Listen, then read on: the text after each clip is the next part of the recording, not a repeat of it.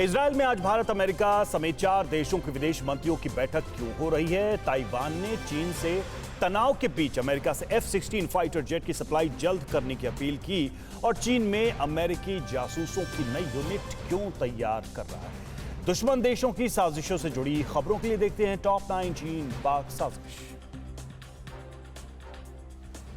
Israel में आज भारत समेत 4 देशों के विदेश मंत्रियों की अहम बैठक है, जिसमें भारत, इजरायल के अलावा अमेरिका और यूएई के विदेश मंत्री भी शामिल हो रहे हैं। इस बैठक को क्वाड के विस्तार के तौर पर देखा जा रहा है। इसमें पश्चिमी एशिया में समन्वय और आर्थिक साझेदारी बढ़ाने पर चर्चा होगी। इजरायल यूएई के बीच कूटनीतिक रिश्ते बनने के बाद 4 देशों के विदेश मंत्रियों की ये पहली बैठक है।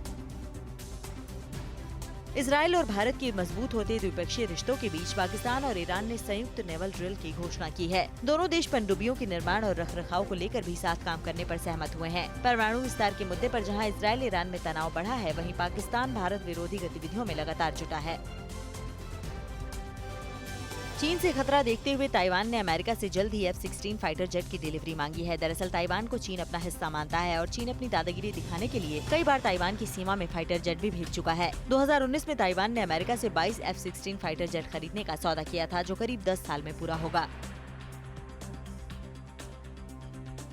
हाल के दिनों में ताइवान और चीन के बीच जब तनाव चरम पर था, तो उस दौरान अमेरिका और कनाडा के युद्धपोत ताइवान की सीमा के करीब मौजूद थे। अमेरिकी सेना के हवाले से ये खुलासा हुआ है कि अमेरिका और कनाडा के युद्धपोत गुरुवार और शुक्रवार को ताइवान के समीप जलमार्ग से गुजरे थे। चीन इस बात को लेकर काफी आग बबूला है कि अमेरिका ताइवान की मदद करता है।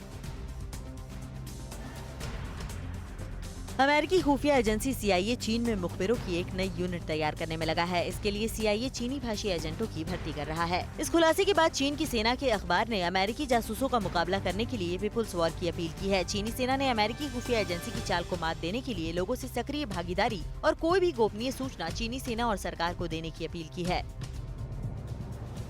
धोखाधड़ी और ठगी के लिए पूरी दुनिया में बदनाम चीनी कंपनी अब पाकिस्तान में भी कटघरे में है। पाकिस्तान में national transmission and dispatch company ने एक चीनी फर्म को टेंडर पाने के लिए फर्जी दस्तावेज देने के आरोप में बैन कर दिया है। पावर सप्लाई से जुड़ी चीनी कंपनी के फर्जीवाड़े और उसको बैन करने के बाद पाकिस्तान में बिजली संकट और गहरा हो सकता है।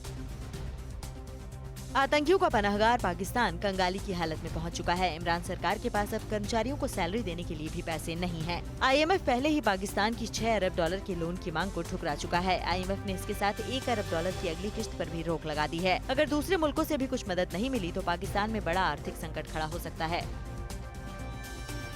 पाकिस्तान में आर्थिक संकट के बीच सरकारी जांच एजेंसी FIA ने कराची में पाकिस्तान नेशनल बैंक में छापेमारी की है। FIA ने डॉलर की तस्करी के आरोप में बैंक के वाइस चेयरमैन को गिरफ्तार कर लिया है। पाकिस्तान में इन दिनों डॉलर की जमाखोरी को लेकर कई शिकायतें जांच एजेंसी को मिल रही थीं। छापेमारी के दौरान 3 कर्मचारी फरार हो गए।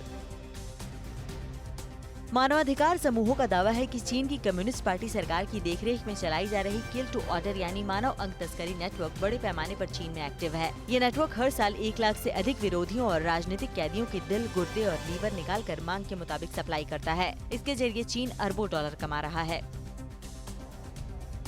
परवाह देश की, सोमवार से शुक्रवार रात 10 बजे TV9 भारतवर्ष पर।